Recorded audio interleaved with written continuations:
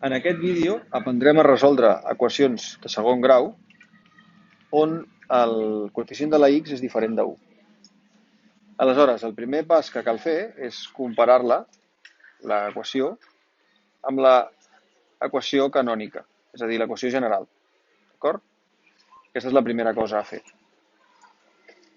El coeficient A, en aquest cas, és 3, el coeficient B és menys 12 i el coeficient C és 12.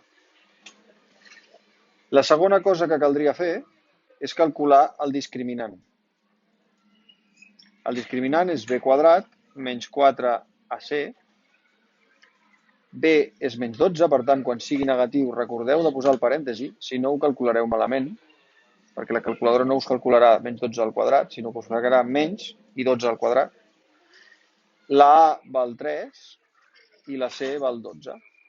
Per tant, si feu els càlculs, 12 al quadrat és 144 i 4 per 3 és 12, per 12, 144. Aleshores, el discriminant ens dona 0. Recordeu, quan vam explicar l'equació, dèiem que si el discriminant donava 0, tan sols tindríem una solució. Anem a veure per què passa això.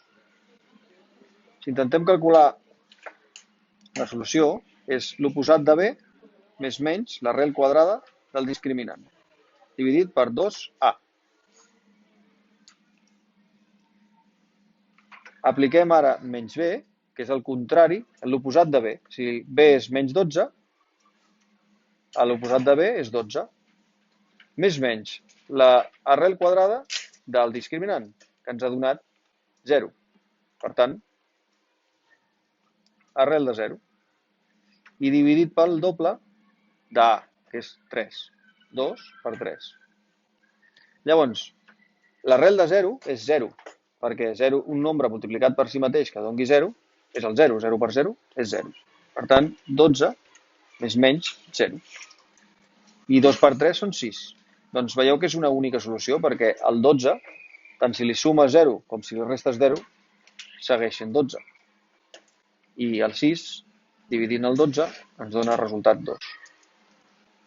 Per tant, aquest mètode ens ordena una mica les idees. Això que estic requadrant en vermell és el que us heu d'aprendre de memòria i escriure en cada exercici. D'aquesta manera no haureu d'estudiar la fórmula i ja us l'aprendreu amb la pràctica. Si, per exemple, en la màquina d'autocorrecció que treballeu, amb la web, us fa la pregunta aquesta, no? Quan és l'equació aquesta? Quines solucions té aquesta equació, no? I us ho escriu així. X, us fa un caixetó aquí,